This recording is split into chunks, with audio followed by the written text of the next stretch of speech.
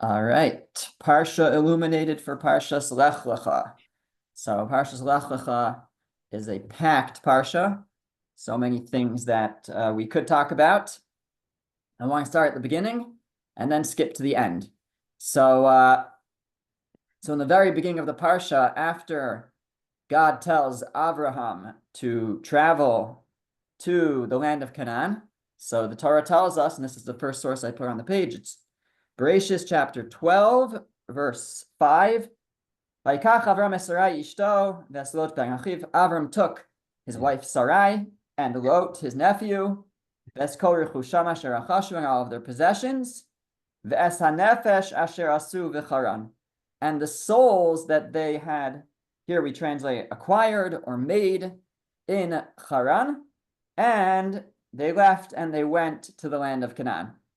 So the Midrash picks up on this language, this terminology, the souls asher asu v'charan. What does it mean, the souls that they made in Haran? What does it mean that they made souls? Rashi quotes this Midrash very briefly, but the Midrash says that if all the inhabitants of the world were to assemble to create a single gnat, they would be unable to inject a soul into it.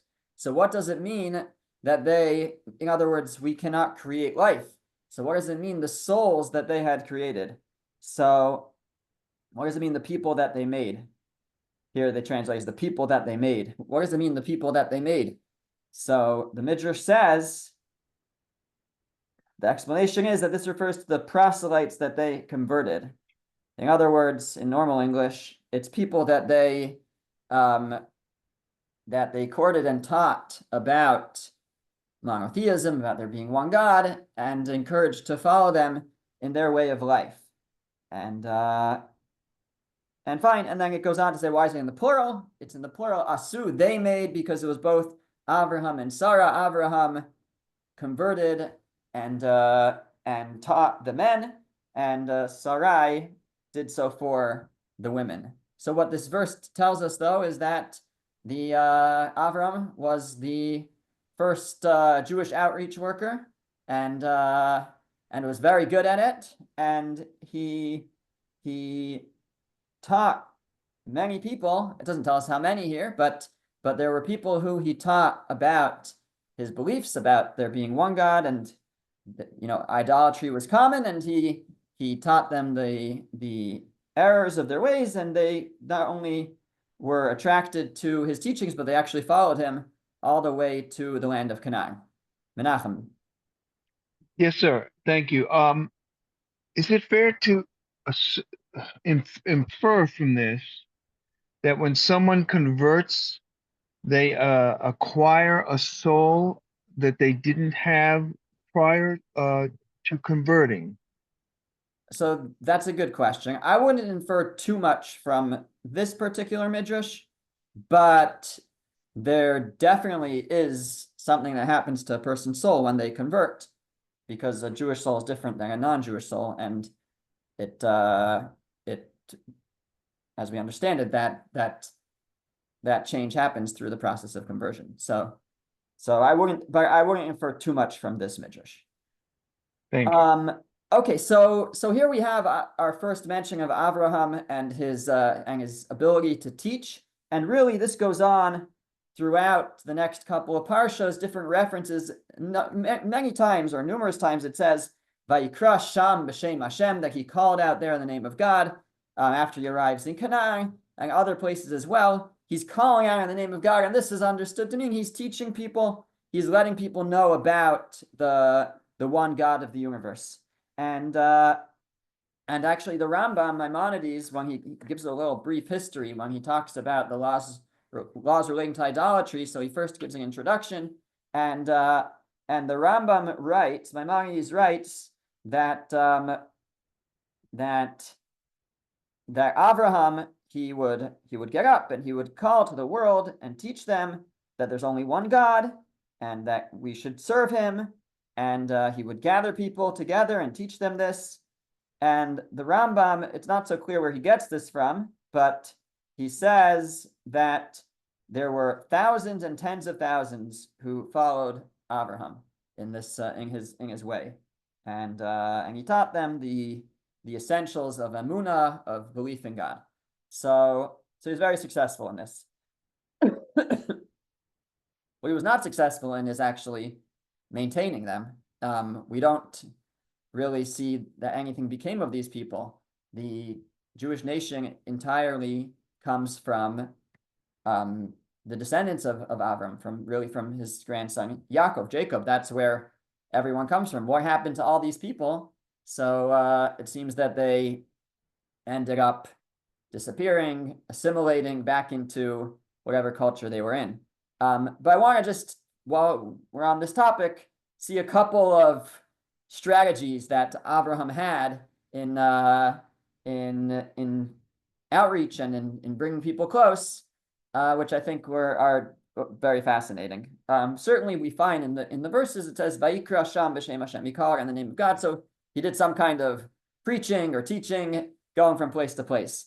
But there's one passage in the Gemara that I want to discuss, and then a second idea. So in the Gemara in Sota, the Talmud in Sota records the following. This is the verse that it quotes is actually next week's portion, but there are similar verses in this week's Parsha as well.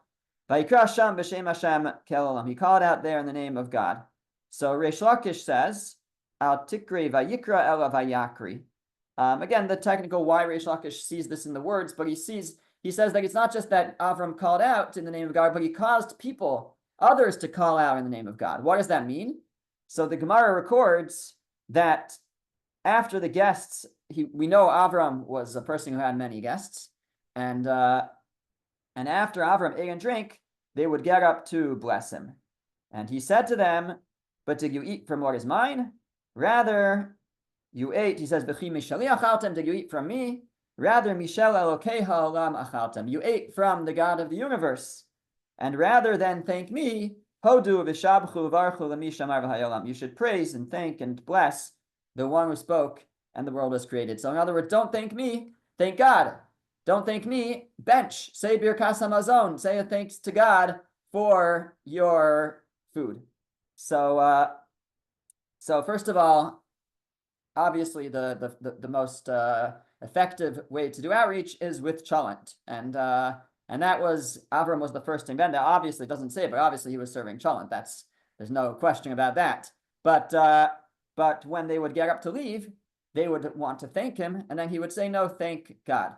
So I would just point out that or ask the question, why did he wait until they would get up to thank him before telling them, "No, thank God"? Why didn't he preempt that? Why didn't he just say, as the meal was coming to a close, that now it's time to bench, now you should thank God at the end of your meal? So I thought that maybe the reason is because he wanted to first see if they had the midah, the character trait of hakaras hatov, of being able to appreciate the good that others provide for us. If they wouldn't have offered their thanks to him in the first place, then it was a lost cause. There's no point of trying to get them to thank God if they can't thank the person who actually handed them the food. The first thing we have to develop within ourselves is hakaras hatov, to be able to appreciate what others do for us, to recognize the good that people do for us, and that can be a building block towards appreciating that which God does for us. But we have to first build within ourselves that midah, that trait of hakaras hatov, of appreciating what others do, and then we can go on to appreciate what God does for us. And that's why Avram waited to see, do they have this trait? I'm not going to bother asking them to thank God, to recognize the good that the divine creator does for them if they can't even recognize the good that somebody in front of them is doing. So he would wait for them to first try to thank him, and then he would say, actually, there's an even greater provider that you could give thanks to. Now here also, Avraham is exercising his trait, which is famous, he's famous for, which is his trait of chesed, of doing acts of kindness. He did this in the context of having guests, of hosting people, and that's also, he's quite famous for that. But part of his chesed, part of his trait of kindness was not only to give people food, but to give people spiritual food, to be able to it's not just that that he wanted to spread his beliefs, but he understood this is what's the best for these people. Part of his trade of kindness was, part of the kindness he would do is to try to bring people closer to God. That came from his trade of kindness. Now, in jumping ahead 2 parshas, actually, to Parshas Toldos. So I came across something very fascinating, and I felt, even though it's 2 weeks from now, it relates, and therefore it's fair to share it now. Although I'll have to look for something else to share in 2 weeks. But the verse tells us in Bereshis chapter 26 that later, when Yitzchak is living in Gerar, in the land of the Plishtim, so the Torah has a whole episode there about different wells that Yitzchak dug, and it says there, I put it on the source sheet, chapter 26, verse 18, and Isaac again dug the wells of water which they had dug in the days of his father Avraham. So there were wells, it's kind of mentioned in next week's Parsha, that Avraham dug in Gerar. And it says, and the Philistines, the Plishtim, had stopped them up after Avraham's death. And these wells Yitzchak redug. And then it says, he gave them names like the names that his father had given them. The Torah tells us that he named the wells, and not only did he name the wells, he named them the same names that his father had given him. So we have these wells that Avram digs after Avram dies. The Plishtim, they filled the wells for some reason, and then Yitzchak redigs the wells. Isaac redigs the wells. Not only does he do that, but he names them with the same names that Avram had given them. Now, this is such a strange thing. So first of all, why would the Plishtim stop up the wells that Avraham had dug after he dies? If this is, access to water, what would be the purpose of stopping up the wells? Number one. Number two, what's the idea of giving names to wells? And if it's just like, okay, a way of identifying them, then it doesn't seem very significant that the Torah would have to tell us that the wells had names. Like, it's like a street has a name, a well has a name, but a store has a name. But is that significant? Why is the Torah telling us that there were names? And why is Yitzchak insisting to give the same names that his father had given to the wells? So the Sefer Ksava Kabbalah, Rabbi Yaakov Tzvi Mecklenburg, gives a fascinating explanation for this whole episode. He says that it's very logical that the names that Avraham gave to these wells were kind of like names that we actually find in other places, like that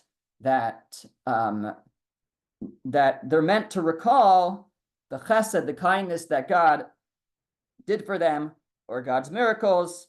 So we find actually in the Torah that that places are identified in this way, wells are identified by the kindnesses of God. Now, Avraham, as we've been discussing, his mission at this point was to spread the word of God, to teach people about Hashem, about there being one God, and that the ways of idolatry are foolish.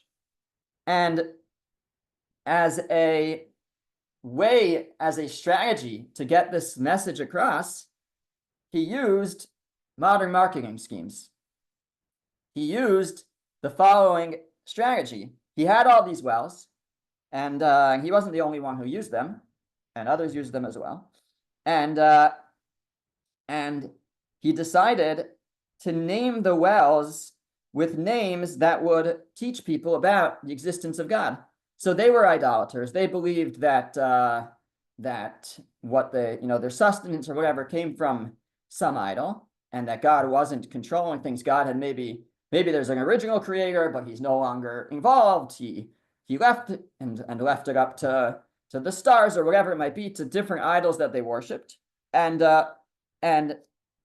Avraham would name the wells. Well, this is the well that's called Tel Elokei Olam, God, the master of the universe, the master of all, or something like that. Names that would themselves teach the people or have them talking about this God of the universe who controls everything.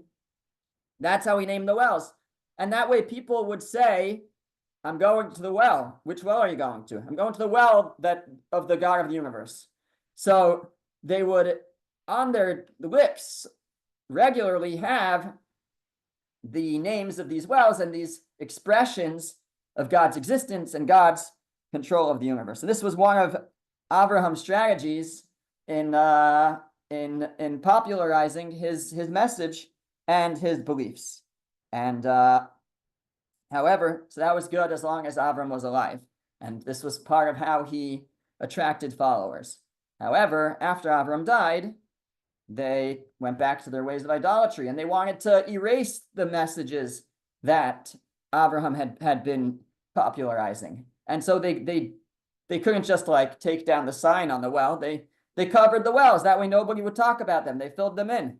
And that way people would forget about the message that these wells carried with them. And that's why Yitzchak, when he came back to this place and he redug the wells, first of all, he made it his mission to redig them, but then also to rename them with the same names that Avram had given them, that way continuing to spread the message of his father. So it's a fascinating idea, but there's a Zohar that's it doesn't say that, but it says that these wells represent these ideas. That there's a Zohar that maybe ties in, but that's the Ksava Kabbalah over there in Parshas Toldos, that Avraham, again, like I said, was using marketing. He wanted people talking about the God of the universe. That would be a way to keep God's existence on their minds and really build up their belief. And that's why he named the wells after them. And that's why after he died, they covered them up, because whoever covered them up wanted to erase that memory and that message.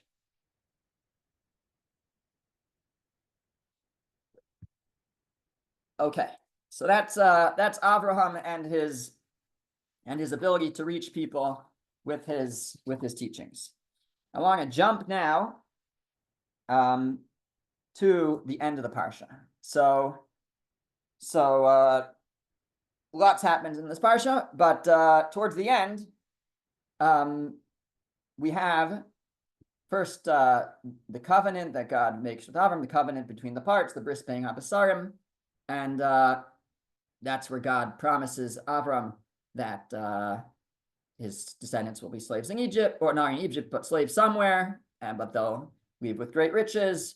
And he promises Avram the land of Israel, and he promises Avraham that he's going to have offspring, and then towards the end he gives Avraham the mitzvah, the commandment of bris milah, circumcision.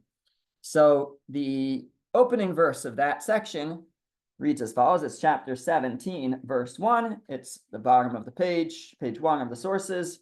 Avram ben tishim shana v'tesha shanim. Avram was 99 years old. Vayira Hashem el Avram, and Hashem appeared to Avram. Vayomer elav, and he said to him, Ani kel Sha-dai hisalech lefanai v'yesamim. So God appears to him, and he says, I am kel Sha-dai. That's how we're pronouncing God's name, but Sha-dai is Sha and then Dai. And this is a certain name of God that he introduces himself to Avram here with. And he says, walk before me, ve'yeh samim, and be tamim. Tamim is a hard word to translate, but for now we'll translate as be perfect, be complete. And then he says in verse 2, va'na brisi beini uvenecha, I will place my covenant between me and you, va'arbeh oscha b'meod meod, and I will multiply you very greatly. And then I skipped to verse 8, verse ches. I will give you the land of your sojourning, Eis kol eretz Canaan, the land of Canaan, and I will be a God unto you. And then 2 verses later, what is the bris? What is the covenant based on? Himo lachem kol zachar, that you should circumcise every male. That's the covenant that we're talking about. So God makes a covenant with Abraham. It's based around bris milah. It's based around circumcision. but in it he promises Avram the land of Israel. And he introduces himself here with the name, a certain name of God. There's numerous names of God that we have, and one of them here is the one used here is actually two different ones, Kel and Sha-dai. And we have to understand why is that name of God used here? And then also the commandment, what is the commandment? Hisalech lefanai, walk before me, ve'yeh samim, and be complete, be perfect. So there, we'll share, hopefully, as time allows, a few different interpretations. Let's begin with the Ramban, Nachmanides. So the Ramban, quoting the Rabbi Avraham ibn Ezra, who actually is quoting Rabbi Shmuel HaNagid, one of the early Rishonim. So he says that the name Sha-dai, which again we're pronouncing as Sha-dai, that name comes from the word shoded. Shoded means to overcome or override, and that the name used here is the name that means that God can override nature, and why is he telling him the name that overrides nature? Because remember, Avram is very old, Sarai is very old. Is it really possible for them to have a child? And yet God has promised Avraham that they're going to have a child. And he says, I'm Kel Shakai. I'm the one who shoded the marachos. I'm the one who can override nature.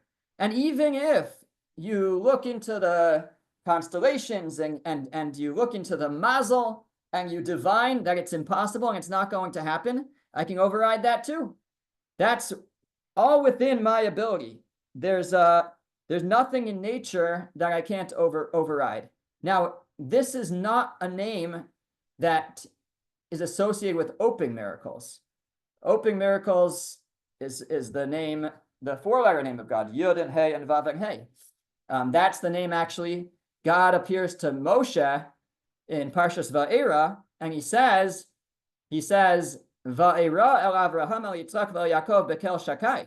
I appeared to your ancestors with the name Kel Shakai, Ushmi Ado Shem lo nodati lam. But I didn't appear to them with my name Yud Ke Vav Ke, my regular name, because, or not my regular name, but the sort of the essential name. That's the name that has to do with open miracles. Open miracles happened in Egypt with Moshe. The forefathers didn't really experience open miracles, but they did experience the overriding of nature. Things that were unnatural happened to them, and one of those things is Avram and Sarai having a child at such an old age. So that's in the context that God has just promised Avraham a child previously. So he says, I am Shakai, I'm the one who overrides all of nature. And then he says, be tamim. So tamim, like we said, can mean perfect, it can mean pure. We have elsewhere in the book of Deuteronomy, a commandment, tamim tiyeh im Hashem Elokecha, that we all have to be tamim. It's saying we all have to be perfect, so that's not what it means over there. I mean, we should try to be perfect as much as we can, but it's not what it means. In the context over there, it's understood to mean that we shouldn't, that we should kind of be accepting that we should trust in God and understand that God is omnipotent. And again, over there in that context, is talking about don't go to diviners, don't trust divination. Even if a seer says that this and this is going to happen, we don't rely on that, and we don't go to future tellers, but rather tamim tiyeh im Hashem Elokecha. You should be trusting of God, and everything is in the hands of God, and He can do anything, and that's what it means to be tamim. So the Ramban on this verse actually kind of ties it more back into what was happening previously, rather than what's about to happen with the commandment of bris milah, of circumcision. He ties it back to what was previously, that God had promised Avraham a child, and he says that now God says, I'm Sha-dai, I'm the one who can override nature and be tamim, trust me, trust that I can do that. Okay, so that's one explanation of this pasuk, of this verse. The next few that we'll share will have to do with what follows, which is bris milah. So so the Midrash gives an explanation, a couple of explanations for the name of Sha-dai, Shakai. And the Midrash says as follows. This is on the second page of the source sheet, second to last source. Bereshis Rabbah 46:3 Memvav Gimel. Says the Midrash, Rabbi Nassim, Rabbi Acha, Rabbi Rechia, Shem Rabbi Yitzchak, they say, Ani kel Shakai. When God says that name, he says, Anihu she'amarti lo'olami v'lashamayim dai. I'm the one who said to the heavens and the earth, die. Die means enough in Hebrew. So I'm the one. So this name of God, Sha-dai, it means I'm the one who said to the world, enough. And I said, La'aretzai, I said to the land, enough. She'ilule she'amarti lahem dai, had I not said to them, enough, hayum nimtachim v'hochim, they would have continuously expanded. In other words, God is saying, or this name represents, that when God created the world, it could have just kept on going, kept on growing, kept on continuing, and but God said, no, enough. This is where it stops. This is how big it should be, and that's it. That's what's expressed in this name, Dai, Sha-dai. It's the idea of Dai, of being able to say enough, and being able to and that when God created the world, he stopped at a certain point and a certain size, and that's it. So then the question is, why is God introducing the chapter relating to bris milah, to circumcision, with this name? So a number of commentaries suggest, Beis HaLevi, the Malbim, in similar ways, that there's different types of where there's different ways in which God tells the world enough, right? One is in quantity and size, in that God, in creating the world, he limited the size to the size that it is. But then there's a second way of limiting the world, which is in quality, which is that at least certain things, certain plants, they grow to a certain quality, but then they stop, and the rest is up to us. So, for example, wheat. So as wheat grows, so first it's like inedible, and then it forms this, and then the edible part comes. Now but it never reaches the stage where you can actually like just pick it off and you have a nice donut to eat or a challah. It never grows to that point. Although the Talmud says, the Gemara says, or it's a midrash, I think it's a Gemara, that in the end of days it will do that. It will grow, and the guska, like a treat, will grow on the wheat plant. But in the world that as we have it, it doesn't work that way. And so what that indicates is God said, die. God said, let the wheat grow to a certain point, but then it's enough. It stops. Now, why not? Why shouldn't it keep growing until I have a roll, a loaf of bread growing on the tree? So the idea is, explain the commentaries, that God wants to leave a portion of the creation to us. That we have a role to play as well in taking what he created and perfecting it. And that is simply a metaphor for what we're to do with ourselves. And they quote a midrash that there was a conversation between Rabbi Akiva and a certain Roman general, Turnus Rufus, and the Roman asked Rabbi Akiva, what's greater, God's creations or man's creations? Now Rabbi Akiva knew where he was going with this, so he answered man's creation, and where this Roman was going was he wanted to try to trap him regarding circumcision. He said he was trying to say, well, why are we trying to improve on what God created? God created man with a foreskin, with an arla. Why do we have to? Why would you want to improve on that? What's greater, man? What man does or what God does? So Rabbi Akiva said he knew that's where he was going. He was saying that he said what man does is greater. And again, and the reason it's not that he really felt that man's creation is greater, but he understood that he was just trying to entrap him. But the point was that the same idea that yes, God could have created man without needing to amila, without needing circumcision, but he wanted us to have a partnership, to have a part in perfecting ourselves and improving ourselves. And that's the constant work of man, is to try to improve and perfect ourselves.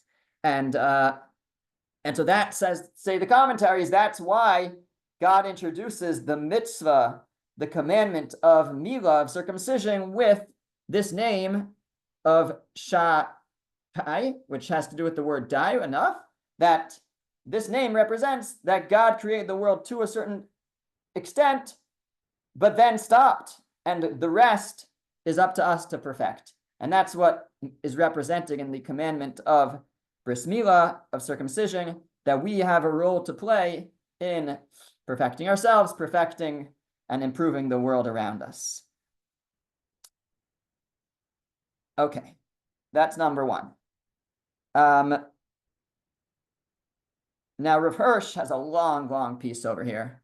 I want to share it, but I'm going to try to do it quickly, because it's pretty powerful. So he says, Rav Hirsch says, Avraham was already 99 years old, right? He thinks he's done, right? He's had such a accomplished life.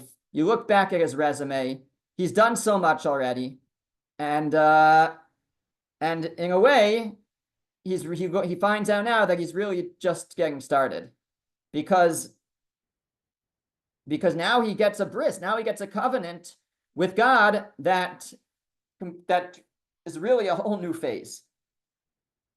He says some people think that, and this is a quote, he says, Rav Hirsch, some say as long as one has satisfied the moral and humane demands of life, one has satisfied God's demands too. And Judaism demands no more than that. Be a good person, and that's it. Now, Avraham was a great person. Avraham was the pillar of kindness. He represented the highest, most humane, most kind attributes. And yet, God says, it's time for you to be perfect now. It's time for you to hayei tamim. You have another step to build on that. And what we see is that the first prerequisite to becoming tamim, to what we need to strive for, is first we have to improve in our character traits. But then there's a higher spiritual calling that we all have to seek. And that's what Avraham is being taught now.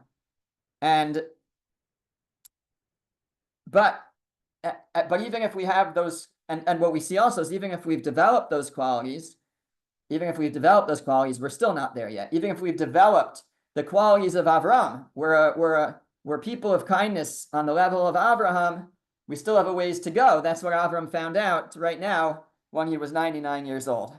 So God comes to him and he says, I am Kel Shakai. I'm the God who said to the world, die enough. So first of all, says Rav Hirsch, this name of God testifies to God creating the world. What he says, look about my world. Everywhere you see stamped on the whole and on every part of it, that it is enough. It's sufficient. And this sufficient, says Rav Hirsch, reveals God in the world. In what way? He says, if heaven and earth are the product of a blind force of nature, why do these creative forces not go on creating? What has set the end of their creation during the thousands of years of their existence? What die, what it is enough, keeps their almighty power of creation back, that they do not go on continually producing new creations. In other words, how come if the world just came about on its own, well, or from some other force, well, why isn't that force continuing to create? So it's the really, and this is the message of Shabbos, he says, kind of ties this in. Shabbos says the world stopped being created. That itself testifies that there was a creator who said stop. Now, so number one, this name announces kind of that God's existence. This name of God says, if the world stopped creating, there must be a creator who stopped it. It must not just be natural that it came about, then why didn't it continue to be created? And number two, this name also connotes, this name also teaches us that, and reminds us that every creation has limits in what it, in size, in space, and really in what it does, where it goes. The all of nature is basically bound by laws. Die, enough, sufficient. Those laws bind all of nature, meaning they limit what every creation does or can do in this world. Every animal, every plant, every rock is limited by whatever physics that kind of define what it does and where it goes. Now, God tells Avraham, Hisalech lefanai, walk before me. And Rav Hirsch was a big linguist, and he says the word hisalech, that to walk, is different than halech on its own. Hisalech, the word that's used in this verse, means going your way in spite of opposition, like a movement that proceeds from a free will decision. In other words, there's a type of walking which is just instinctive, to just go on your own. You go wherever your instincts take you. That's how animals walk. They or run or whatever. They go instinctively. That's part of their limitation. Is instincts are a limitation in a certain way. They're bound by certain rules, certain laws, and that's what controls them. Someone who's free-willed really has the ability to go beyond their instincts and hisalech means that act in a way that proceeds from your own free will decision. Now God says to Avraham that I am the Lord, I'm Sha-dai, I'm the one who puts limits on the world. And now I'm telling you that you also have to live within limits. See, up till now, is at least how I interpret this, Avraham is living in a certain way instinctively. He's living whatever he thinks is right. He's living and doing what he decides. Now, part of that is natural. It's natural for him to wanna do good. He's living within his own nature. He's living within his own limits, even if he's doing great things. But that's all natural. When an outside force now comes, when God now comes and says, we're going to have a covenant, and you're going to work within what I tell you to do. So now God in a certain way is saying that you're going to now use your free will to live within limits. I'm going to tell you the limits, but you're going to use your free will to live within those limits. And he says that's what tamim, to be perfect, pure in this context, means. It means it means to be able to go to the edges of the borders, but not beyond. And God is the one who sets out this limits. So just to read you some kind of summation of what he says tamim in the human character is the exact correlation of what Sha-dai, that name, means of the divine character. All the creations except man can go no farther, meaning they're limited by their nature. The die which God has fixed for them is impassable. But to a Jew, we are told, be your own die setter. We are in control of how far we go, or we are to be in control. And how far are we to go? Wherever God tells us, this far and not further. We have to set on our own, using our free will, how far we go. And then we say, die. And this is what the Torah really is. The Torah is God's die. It's God's limits for every phase of human life. And that's why he says the word avera, sin, means to pass. It's when we pass those limits. When we pass those limits, we go beyond those boundaries. Then we're overstepping those borders within the space. God says, live within these limits, and we went beyond. So up till now, Avraham was respected and valued and loved for his good heart and personality. But now something higher is demanded from him, and that is doing all these good deeds as a duty to God from his free-willed submission to God's Torah, God's law,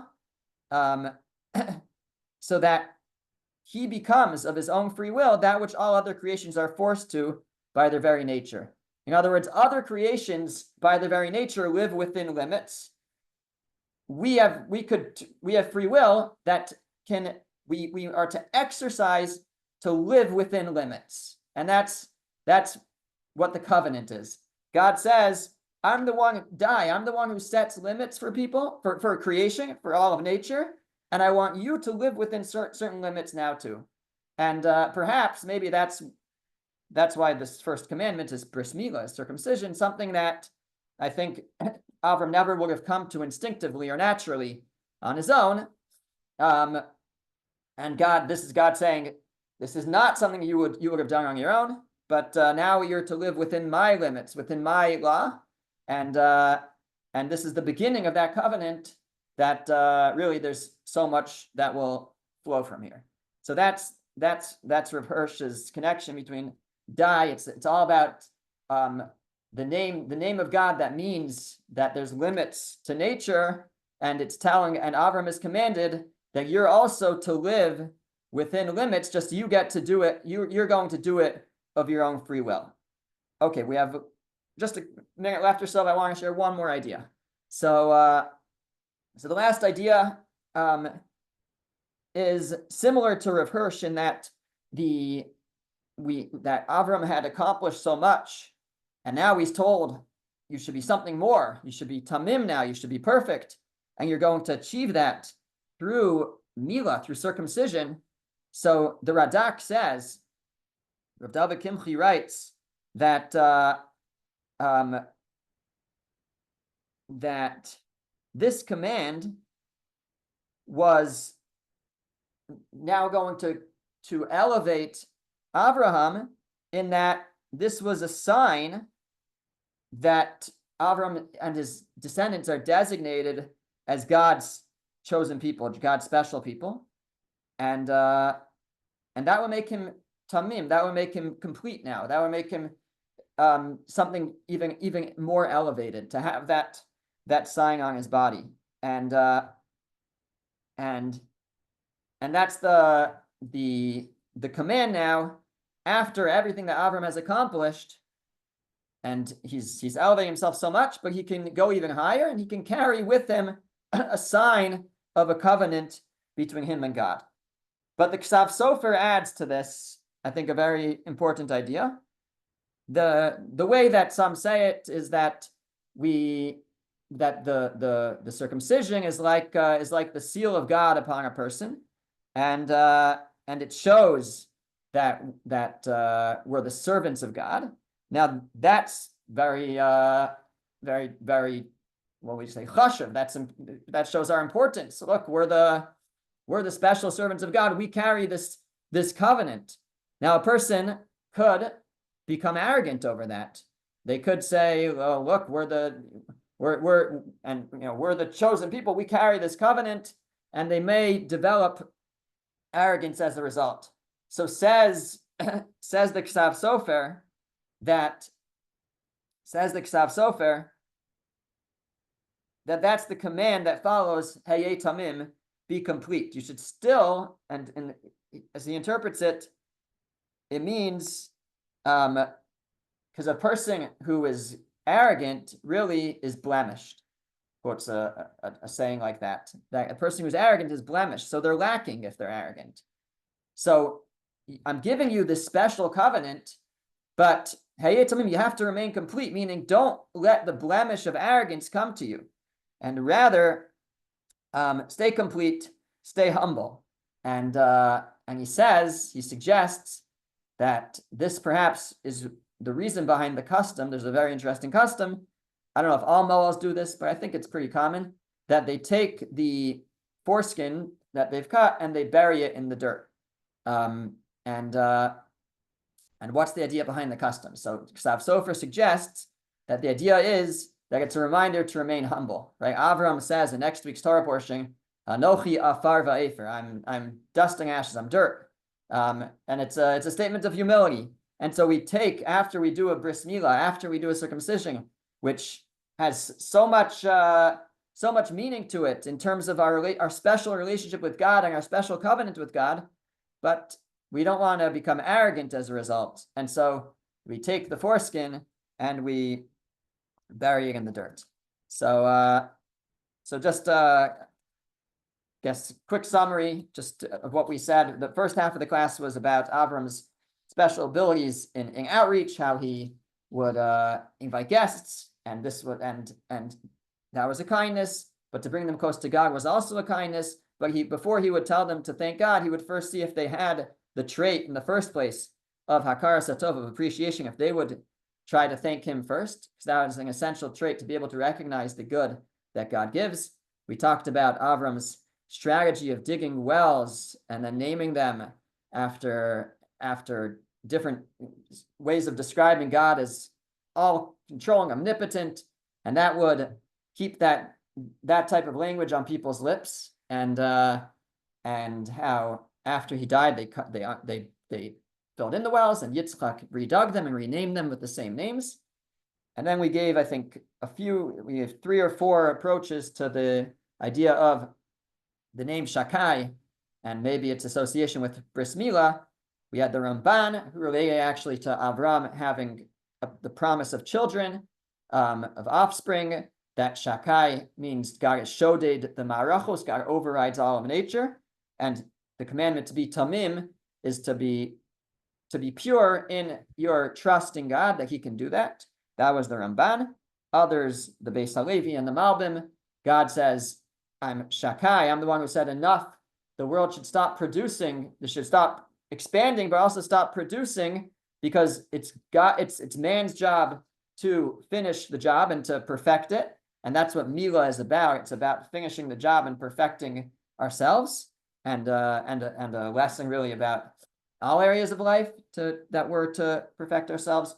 Rav Hirsch had this very profound idea about how Sha-dai also is the limits that God puts on all of nature, that all of nature lives within certain laws of physics and within limits, and how we are to be tamim means we are the covenant really that God makes with Avram now is the message that we're to use our free will to live within limits, to do the same thing, but we have free will to be able to live within the limits that God sets.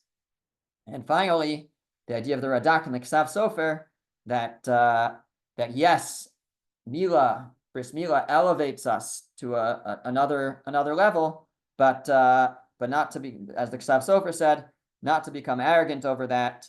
And that's why perhaps we bury the foreskin in the dirt as a reminder of Avraham's lesson of humility when he calls himself dust and ashes. Okay. Well done, Rabbi. Thank you.